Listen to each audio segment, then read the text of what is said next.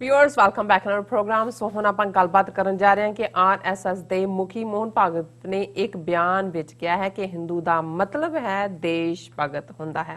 सो हिंदू सिर्फ भारत दी धरती नूं ही प्यार नहीं करदा, सगों इत्थों दे दरियावां रवायतां ते हर चीज नूं मुकम्मल तौर ते जिहड़ा है समर्पित है।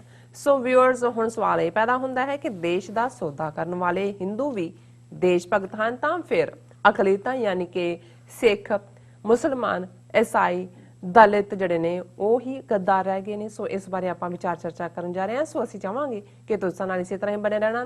ਦੇਖਣ ਸੁਣਨ ਲਈ ਤੁਹਾਡਾ ਸਭ ਦਾ ਬਹੁਤ-ਬਹੁਤ ਸ਼ੁਕਰੀਆ। ਜੀ ਡਾਕਟਰ ਸਾਹਿਬ, ਕੀ ਵਿਚਾਰਾਂ ਨੇ ਇਸ ਮੁੱਦੇ ਬਾਰੇ?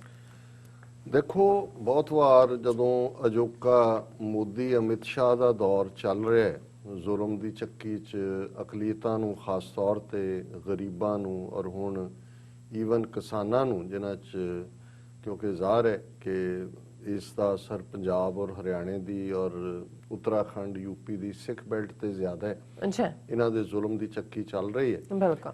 ਤੇ ਇਹਨਾਂ ਘਟਨਾਵਾਂ ਨੂੰ ਜਾਂ ਜਸਟ ਇਸ ਕਿਸਾਨ ਐਜੀਟੇਸ਼ਨ ਨੂੰ ਜਾਂ ਜੋ ਕਸ਼ਮੀਰ ਦੇ ਵਿੱਚ 5 ਅਗਸਤ 2019 ਨੂੰ ਆਈਨੀ ਗੁੰਡਾਗਰਦੀ ਕਰਨ ਤੋਂ ਬਾਅਦ ਅਸੀਂ ਇਹ ਸਾਰੇ ਹੀ ਪਿਛਲੇ ਆਲਮੋਸਟ 1.5 ਸਾਲ ਹੁਣ ਜਨਵਰੀ ਸ਼ੁਰੂ ਹੋ ਗਈ ਹੈ, ਇਹ ਚੱਲ ਰਿਹਾ ਹੈ।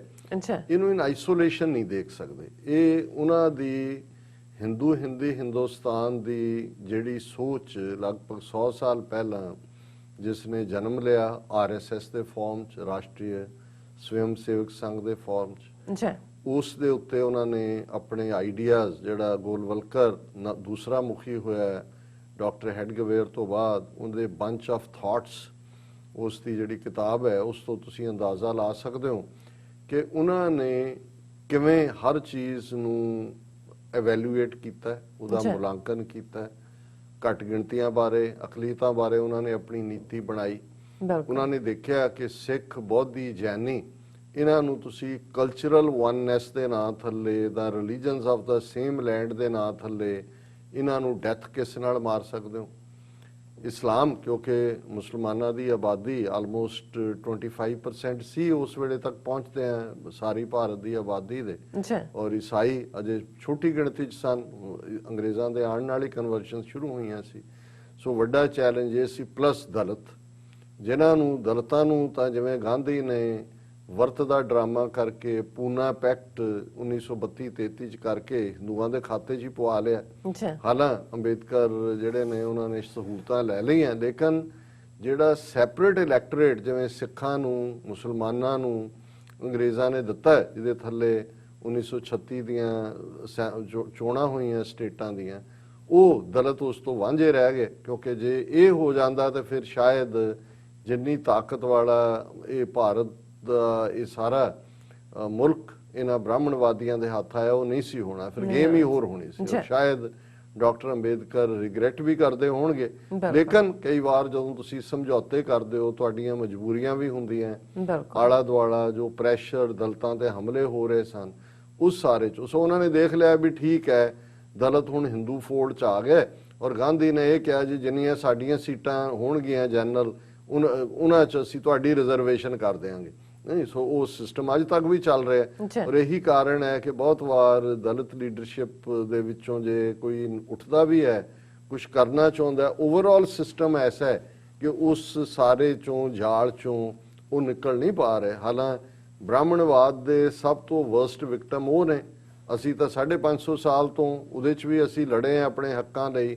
72 ਸਾਲ ਤੋਂ ਹੁਣ ਸਿੱਧੇ ਆਏ, ਉਹ ਤਾਂ 3,500-4 ਹਜ਼ਾਰ ਸਾਲ ਤੋਂ ਰਿਗਵੇਦ ਤੋਂ ਜਦੋਂ ਕਾਸਟ ਸਿਸਟਮ ਸ਼ੁਰੂ ਹੁੰਦਾ, ਦਲਿਤ ਸਫਰ ਕਰ ਰਹੇ। ਈਸਾਈ, ਉਹ ਪਹਿਲਾਂ ਹੀ ਜਿਹੜੇ ਭਾਰਤ ਦੇ ਵਿੱਚ ਈਸਾਈ ਬਣੇ, ਉਹ ਸਮਾਜ ਦੇ ਸਭ ਤੋਂ ਥਰੜੇ ਵਰਗ, ਸ਼ੂਦਰ ਵਰਗ ਚੋਂ ਸੀ। ਔਰ ਉਹਨਾਂ ਵਿਚਾਰਿਆਂ ਦਾ ਤਾਂ ਉਨਾ ਕੀ ਸੀ ਪ੍ਰਾਈਡ ਕਿ ਜੀ ਸਾਡੇ ਰੂਲਰ ਦਾ ਧਰਮ ਹੈ। ਔਰ ਜਿਵੇਂ ਇੱਕ ਐਂਕਰ ਗੱਲ ਕਹਿ ਰਹੇ ਸੀ ਕਿ ਜੀ ਇਹ ਕਿਸ ਕਿਸਮ ਦਾ ਕਨਵਰਜਨ ਦੇ ਥੱਲੇ ਸੀ, ਉਹਨਾਂ ਨੇ ਕਿਹਾ ਜੀ ਲਾਹੌਰ ਦੇ ਵਿੱਚ 1940 ਦੇ ਵਿੱਚ ਇੱਕ ਜਲੂਸ ਨਿਕਲ ਰਿਹਾ ਸੀ, ਆਜ਼ਾਦੀ ਅੰਗਰੇਜ਼ਾਂ ਦੇ ਖਿਲਾਫ, ਤੇ ਇੱਕ ਜਿਹੜੀ ਜਮਾਦਾਰਨੀ ਬੀਬੀ ਜਿਹੜੀ ਸੜਕਾਂ ਸਾਫ਼ ਕਰ ਰਹੀ, ਔਰ ਉਹ ਬਹੁਤ ਸਾਰੇ ਉਹਨਾਂ ਚੋਂ ਈਸਾਈ ਹੋ ਗਏ ਸੀ। ਤੇ ਉਹਨੂੰ ਕਿਸੇ ਨੇ ਪੁੱਛਿਆ ਵੀ ਇਹ ਕੀ ਮੰਗਦੇ ਨੇ, ਤੇ ਕਹਿੰਦੇ ਵੀ ਉਹ ਅੱਗੋਂ ਕਹਿੰਦੇ ਇਹ ਸਾਡੇ ਤੋਂ ਆਜ਼ਾਦੀ ਮੰਗਦੇ। ਸੋ ਹੁਣ ਉਹ ਸਮਝਦੀ ਸੀ ਕਿ ਵੀ ਕਿਉਂਕਿ ਮੈਂ ਵੀ ਈਸਾਈ ਹਾਂ, ਰਾਜ ਅੰਗਰੇਜ਼ਾਂ, ਕਹਿੰਦੇ ਇਹ ਸਾਡੇ ਤੋਂ ਆਜ਼ਾਦੀ ਮੰਗਦੇ। ਹੁਣ ਇੰਨਾ ਇੰਨਾ ਕੁ ਪਾਰਟ ਰਿਹਾ ਉਹਨਾਂ ਨੇ। ਹਾਲਾਂ ਅੰਗਰੇਜ਼ਾਂ ਨੇ ਉਹਨਾਂ ਨੂੰ ਵੀ ਐਂਗਲੋ ਇੰਡੀਅਨ ਜਿਹੜਾ ਗੋਰਿਆਂ ਨੇ ਦੇਸੀ ਕੁੜੀਆਂ ਨਾਲ ਵਿਆਹ ਕੀਤੇ ਸੀ, ਉਹਨਾਂ ਦੀ ਔਲਾਦਾਂ ਨੂੰ ਥੋੜੇ ਬਹੁਤ ਰਿਜ਼ਰਵੇਸ਼ਨ ਦਿੱਤੀਆਂ ਇੰਡੀਅਨ ਕਨਸਟੀਟਿਊਸ਼ਨ 'ਚ ਵੀ, ਜਾਂ ਰੇਲਾਂ ਦੇ ਡਰਾਈਵਰ ਤੇ ਗਾਰਡ ਉਹ ਐਂਗਲੋ ਇੰਡੀਅਨ ਹੁੰਦੇ ਸੀ, ਉਹਨਾਂ ਨੂੰ ਅੰਗਰੇਜ਼, ਜਾਂ ਬਾਰਾਂ ਦੇ ਵਿੱਚ ਡਾਂਸਰ ਔਰ ਦੂਸਰੇ ਬਹੁਤ ਸਾਰੇ ਜਦੋਂ ਜਹਾਜ਼ ਚੱਲੇ 에ਅਰ ਹੋਸਟੈਸਿਸ ਇਹ ਉਹ ਅੰਗਰੇਜ਼ੀ ਵੀ ਉਹਨਾਂ ਨੂੰ ਆਉਂਦੀ ਸੀ ਥੋੜੀ ਬਹੁਤ, ਐਂਗਲੋ ਇੰਡੀਅਨ ਆਦਤ ਪਚਦੇ ਸੀ। ਹਾਲਾਂ ਦੇਸੀ ਜਿਹੜੇ ਉਹਨਾਂ ਨੂੰ ਵੀ ਕੰਟੈਂਪਟ ਨਾਲ ਦੇਖਦੇ ਸੀ, ਉਹਨਾਂ ਦੀ ਅੰਗਰੇਜ਼ੀ ਨੂੰ ਛੀ ਇੰਗਲਿਸ਼ ਕਹਿੰਦੇ ਸੀ, ਇਹ ਛੀ ਇੰਗਲਿਸ਼। ਹੁਣ ਇਸ ਸਾਰੇ ਚੋਂ ਇੱਕ ਪਾਸਾ ਤਾਂ ਉਹਨਾਂ ਨੇ ਇਵੇਂ ਰੱਖਿਆ ਹੋਇਆ ਸੀ ਡੀਲ ਕਰਨ ਦਾ। ਬ੍ਰਾਹਮਣਵਾਦੀਆਂ ਨੂੰ ਸੀ ਵੀ ਇਹ ਤਾਂ ਕੋਈ ਨਹੀਂ, ਇਹ ਸਾਡੇ ਘੜੇ ਦੀ ਮੱਛੀ ਨੇ, ਈਸਾਈਆਂ ਤੋਂ ਵੀ ਮੁਸਲਮਾਨਾਂ ਤੋਂ ਉਹਨਾਂ ਨੂੰ ਖੌਫ ਸੀ। ਲੇਕਿਨ ਜਦੋਂ ਪਾਕਿਸਤਾਨ ਬਣ ਗਿਆ ਤਾਂ ਇਹਨਾਂ ਨੂੰ ਲੱਗਾ ਕਿ ਵੀ ਜਿਹੜੇ ਹੁਣ ਇੱਥੇ ਰਹਿ ਗਏ ਨੇ ਇਹ ਤਾਂ ਇਹਨਾਂ ਨੂੰ ਤਾਂ ਅਸੀਂ ਸੈਕੰਡ ਕਲਾਸ ਬਣਾਵਾਂਗੇ ਹੀ ਬਣਾਵਾਂਗੇ। ਸਿੱਖਾਂ ਨੂੰ ਉਹ ਸਮਝਦੇ ਸੀ ਵੀ ਕੋਈ ਨਹੀਂ, ਇਹਨਾਂ ਨੂੰ ਖੜਕਤਾਰੀ ਬਾਂਹ, ਸਾਡੇ ਵੱਡੇ ਭਰਾ, ਤੁਸੀਂ ਸਾਨੂੰ ਬਚਾਇਆ, ਡਿਫੈਂਡ ਕੀਤਾ, ਹਿੰਦੂ ਧਰਮ ਦੀ ਰੱਖਿਆ ਕੀਤੀ, ਇਹ ਇਦਾਂ ਦੇ ਦਿਓ, ਇਹ ਖੁਸ਼ ਰਹਿੰਦੇ ਨੇ, ਇਹਨਾਂ ਨੂੰ ਜੋ ਚਾਰ ਗੱਲਾਂ ਸੁਣਾ ਦਿਓ, ਜਕਾਰੇ ਜਾ ਕੇ ਛੱਡ ਦਿਓ, ਇਹਨੂੰ ਇਹਨਾਂ ਨੂੰ ਅਸੀਂ ਫੁਲਾ ਕੇ ਹੀ ਮਾਰ ਦਿਆਂਗੇ। ਹੁਣ ਇਸ ਸਾਰੇ ਤੋਂ ਬਾਅਦ ਹੀ ਜਦੋਂ ਤੱਕ ਇਹ ਆਪਣੇ ਨਿਸ਼ਾਨੇ ਤੇ ਪਹੁੰਚਦੇ ਨੇ 2014 ਚ ਮੋਦੀ ਜਦੋਂ ਪਹਿਲੀ ਵਾਰ ਪ੍ਰਾਈਮ ਮਿਨਿਸਟਰ ਦੀ ਸਹੁੰ ਚੁੱਕਦਾ ਹੈ, ਤੇ ਮੋਹਨ ਭਾਗਵਤ ਜਿਹੜਾ ਆਰਐਸਐਸ 100 ਸਾਲ ਤੋਂ ਇਸ ਨਿਸ਼ਾਨੇ ਹਿੰਦੂ ਹਿੰਦੀ ਹਿੰਦੁਸਤਾਨ, ਇੱਕ ਗੱਲ ਇਹਨਾਂ ਨੂੰ ਕਲੀਅਰ ਸੀ ਕਿ ਪੋਲੀਟੀਕਲ ਪਾਵਰ ਕੈਪਚਰ ਕਰਕੇ ਹੀ ਤੁਸੀਂ ਹਿੰਦੂ ਹਿੰਦੀ ਹਿੰਦੁਸਤਾਨ ਦਾ, ਕਿਉਂਕਿ ਪਹਿਲੀ ਸਟੇਜ ਤੇ ਬਹੁਤ ਦਹਾਕੇ ਆਲਮੋਸਟ 3-4 ਡੈਕੇਡ ਆਰਐਸਐਸ ਇੱਕ ਸੋਸ਼ਲ ਵਲੰਟੀਅਰ ਆਰਗੇਨਾਈਜੇਸ਼ਨ ਸੀ, ਔਰ ਇਹਨੂੰ ਅੰਗਰੇਜ਼ ਵੀ ਸਪੋਰਟ ਕਰਦੇ ਸੀ, ਕਿਉਂਕਿ ਕੋਈ ਆਰਐਸਐਸ ਦਾ ਅੰਗਰੇਜ਼ਾਂ ਦੇ ਖਿਲਾਫ ਬੋਲਦਿਆਂ ਜੇਲ੍ਹ ਤਾਂ ਗਿਆ ਨਹੀਂ ਹੈ। ਜਿਹੜੇ ਥੋੜੇ ਬਹੁਤ ਕਰਦੇ ਵੀ ਸੀ ਉਹ ਅੰਗਰੇਜ਼ਾਂ ਦੀ 1942 ਜਦੋਂ ਗਾਂਧੀ ਨੇ ਅੰਗਰੇਜ਼ੋ ਭਾਰਤ ਛੱਡੋ ਕੀਤਾ ਤੇ ਆਰਐਸਐਸ ਅੰਗਰੇਜ਼ਾਂ ਦੀ ਮਦਦ ਕਰ ਰਿਹਾ ਸੀ, ਫੌਜ ਵੀ ਭਰਤੀ ਹੋ ਰਹੇ ਸੀ। ਹਾਂ, ਗਾਂਧੀ ਦੇ ਔਰ ਕਾਂਗਰਸ ਦੇ ਇਸ ਲਈ ਉਹ ਖਿਲਾਫ ਸੀ ਕਿ ਜੀ ਜਿਹੜਾ ਸਾਡਾ ਹਿੰਦੂਤਵ ਹੈ ਇਹ ਉਹਦੀ ਥਾਂ ਦੇ ਉੱਤੇ ਮੁਸਲਮਾਨਾਂ ਨੂੰ ਜਿਹੜਾ ਖੁਸ਼ ਕਰਨ ਤੇ ਲਗਾਣਾ, ਇਹ ਇਹਨਾਂ ਦਾ ਗਲਤ ਸੀ, ਔਰ ਹੁਣ ਉਹ ਗਾਂਧੀ ਨੂੰ ਸੈਲੀਬ੍ਰੇਟ ਕਰ ਰਹੇ ਨੇ, ਕਿਉਂਕਿ ਅਸਲ 'ਚ ਰਾਮ ਰਾਜ ਦੇ ਨਾਂ ਥੱਲੇ ਗਾਂਧੀ ਨੇ ਸੌਫਟ ਹਿੰਦੂਤਵਾ ਇਸ ਅੰਦਾਜ਼ ਦੇ ਵਿੱਚ ਵੇਚਿਆ ਕਿ ਬਹੁਤ ਸਿੱਖ ਤਾਂ ਫਸੇ ਹੀ ਫਸੇ, ਇੱਕ ਵੱਡਾ ਤਬਕਾ ਮੁਸਲਮਾਨਾਂ ਦਾ ਵੀ, ਮੌਲਾਨਾ ਅਬੁਲ ਕਲਮ ਆਜ਼ਾਦ ਵਰਗੇ ਲੋਕ, ਖਾਨ ਅਬਦੁਲ ਗਫਾਰ ਖਾਨ ਵਰਗੇ ਲੋਕ ਕਿਵੇਂ ਉਹਦੇ 'ਚ ਫਸੇ, ਕਿਵੇਂ ਕਾਂਗਰਸ ਦਾ ਹਿੱਸਾ ਬਣੇ, ਕਿਵੇਂ ਈਵਨ ਪਾਕਿਸਤਾਨ ਦੀ ਖਿਲਾਫਤ ਕੀਤੀ, ਇਹ ਇੱਕ ਵੱਖਰਾ ਵਿਸ਼ਾ। ਪਰ ਇਹਦੇ 'ਚ ਕੋਈ ਸ਼ੱਕ ਨਹੀਂ ਹੈ ਕਿ 47 ਦੇ ਵਿੱਚ ਇੱਕ ਵੱਡਾ ਹਿੱਸਾ ਮੁਸਲਮਾਨਾਂ ਦਾ ਜਿਹੜਾ ਭਾਰਤ 'ਚ ਰਹਿ ਗਿਆ, ਬੇਸ਼ੱਕ ਉਹਨਾਂ ਨੂੰ ਸੀ, ਦੇਖੋ ਸਾਡਾ ਆਪਣਾ ਮੁਸਲਿਮ ਪਰਸਨਲ ਲਾਅ ਹੈ, ਸਾਡਾ ਆਪਣਾ ਇਹ ਸੈਕੂਲਰ ਇੰਡੀਆ ਹੋਏਗਾ, ਸਾਡੇ ਕੋਲ ਹਕੂਕ ਹੋਣਗੇ। ਸਿੱਖਾਂ ਨੇ ਵੀ ਜੇ ਭਾਰਤ ਨਾਲ ਕਿਸਮਤ ਜੋੜੀ, ਉਹਨਾਂ ਨੂੰ ਲੱਗਦਾ ਸੀ ਕਿ ਸੈਕੂਲਰ ਭਾਰਤ ਦੇ ਵਿੱਚ ਅਸੀਂ ਜ਼ਿਆਦਾ ਕਰ ਸਕਾਂਗੇ। ਹੁਣ ਉਹਨਾਂ ਸਾਰਿਆਂ ਦਾ ਕੀ ਹਸ਼ਰ ਹੋਇਆ ਕਿ 2020 ਤੱਕ ਪਹੁੰਚਦੇ ਆ, ਜਦੋਂ 2014 ਚ ਮੋਹਨ ਭਾਗਵਤ ਐਡਰੈਸ ਕਰਦਾ ਪਹਿਲੀ ਪ੍ਰੈਸ ਕਾਨਫਰੰਸ ਮੋਦੀ ਦੇ ਬਣਨ ਤੋਂ ਬਾਅਦ, ਤੇ ਉਹ ਇਹ ਬਿਆਨ ਦਿੰਦਾ ਹੈ ਕਿ ਇਹ 1000 ਸਾਲ ਦੀ ਗੁਲਾਮੀ ਤੋਂ ਬਾਅਦ ਸਾਡੇ ਕੋਲ ਰਾਜ ਸੱਤਾ ਆਈ ਹੈ, ਔਰ 2020 ਤੱਕ ਭਾਰਤ ਦੇ ਵਿੱਚ ਹਰ ਇੱਕ ਨੂੰ ਹਿੰਦੂ ਬਣਾ ਦਿੱਤਾ ਜਾਏਗਾ। ਹੁਣ ਜਦੋਂ ਹਿੰਦੂ ਬਣਾਉਣ ਜਾਂ ਹਿੰਦੂ ਦਾ ਮਤਲਬ ਕੋਈ ਜ਼ਰੂਰੀ ਨਹੀਂ ਕਿ ਹਰ ਇੱਕ ਦੇ ਗਲ 'ਚ ਜਨੇਊ ਪਾਉਣਾ ਹੈ। ਇਸ ਤੋਂ ਪਹਿਲਾਂ ਇੱਕ ਸੁਪਰੀਮ ਕੋਰਟ ਦਾ ਫੈਸਲਾ ਜਿਹੜਾ ਜਿਸ ਕਾਟਜੂ ਦੀ ਗੱਲ ਅਸੀਂ ਕਈ ਵਾਰੀ ਉਹਦੇ ਪੋਜ਼ਿਟਿਵ ਟ੍ਰੇਡ ਕਰਕੇ ਕਰਦੇ ਹਾਂ, ਉਹਦੇ ਬੈਂਚ ਦੇ ਉੱਤੇ ਹੁੰਦੇ ਆਈ ਹਿੰਦੂ ਡਿਫਾਈਨ ਸੁਪਰੀਮ ਕੋਰਟ ਨੇ ਕੀਤਾ ਕਿ ਨਾ ਹਿੰਦੂ ਕੋਈ ਧਰਮ ਨਹੀਂ ਹੈ, ਹਿੰਦੂ ਦਾ ਮਤਲਬ ਜਿਹੜੇ ਇੰਡਸ ਦਰਿਆ ਦੇ ਇਸ ਪਾਸੇ ਰਹਿਣ ਵਾਲੇ ਸੀ, ਸੋ ਇਹ ਕਲਚਰਲ ਟਰਮ ਹੈ। ਸੋ ਸੁਪਰੀਮ ਕੋਰਟ ਨੇ ਹੀ ਇਸ ਗੱਲ ਨੂੰ ਰਹੀ ਕਾਰਨ ਹੈ ਕਿ ਜਦੋਂ ਕੋਈ ਸਿੱਖ ਧਰਮ ਦਾ ਨਾਂ ਲੈ ਕੇ ਵੋਟਾਂ ਮੰਗੇ ਗੁਰਦੁਆਰੇ 'ਚ, ਉਹਦੀ ਇਲੈਕਸ਼ਨ ਸੈਟ ਅਸਾਈਡ ਹੋ ਸਕਦੀ ਹੈ, ਕਿਉਂਕਿ ਚੀਫ ਇਲੈਕਸ਼ਨ ਕਮਿਸ਼ਨਰ ਕਹਿੰਦਾ ਨਾ ਤੁਸੀਂ ਧਰਮ ਦਾ ਇਸਤੇਮਾਲ ਨਹੀਂ ਕਰ ਸਕਦੇ। ਕੋਈ ਮੁਸਲਮਾਨਾਂ ਦਾ ਨਾਂ ਲੈ ਕੇ ਇਸਲਾਮ ਦੇ ਨਾਂ ਤੇ ਵੰਗਾਰ ਪਾਏ ਕਿ ਭਾਈ ਜੇ ਤੁਸੀਂ ਬਚਾਣਾ ਇਸਲਾਮ ਨੂੰ, ਉਹ ਵੀ ਇਲੈਕਸ਼ਨ ਲਾਅ ਦੀ ਤੋਹੀਨ ਹੈ। ਲੇਕਿਨ ਹਿੰਦੂਤਵਾ ਦੇ ਨਾਂ ਥੱਲੇ ਵੋਟਾਂ ਮੰਗਣੀਆਂ ਤੋਹੀਨ ਨਹੀਂ ਹੈ, ਕਿਉਂਕਿ ਸੁਪਰੀਮ ਕੋਰਟ ਦਾ ਫੈਸਲਾ ਹੈ ਕਿ ਜੀ ਇਹ ਤਾਂ ਕਲਚਰਲ ਟਰਮ ਹੈ, ਕਲਚਰਲ ਪਾਰਟ ਹੈ।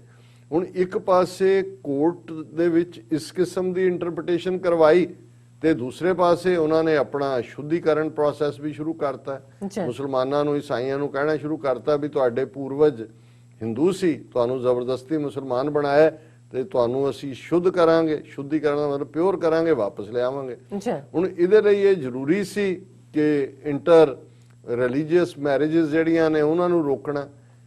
ਫਿਰ ਬੀਜੇਪੀ ਦੀਆਂ ਸਰਕਾਰਾਂ ਜਿੱਥੇ ਜਿੱਥੇ ਨੇ, ਹੁਣ ਤਾਂ ਆਲਮੋਸਟ 18-19 ਸੂਬਿਆਂ 'ਚ ਨੇ, ਉਹਨਾਂ 'ਚ ਉਹਨਾਂ ਨੇ ਐਂਟਾਈ ਕਨਵਰਸ਼ਨ ਲਾਅ ਕਿ ਕਨਵਰਟ ਹੀ ਨਹੀਂ, ਪਹਿਲਾਂ ਪਰਮਿਸ਼ਨ ਲਾਅ ਮੈਜਿਸਟ੍ਰੇਟ ਤੋਂ, ਦੂਜੇ ਤੀਜੇ ਦੱਸੋ ਹਰਾਸ ਕਰਨਾ ਸ਼ੁਰੂ ਕਰਤਾ।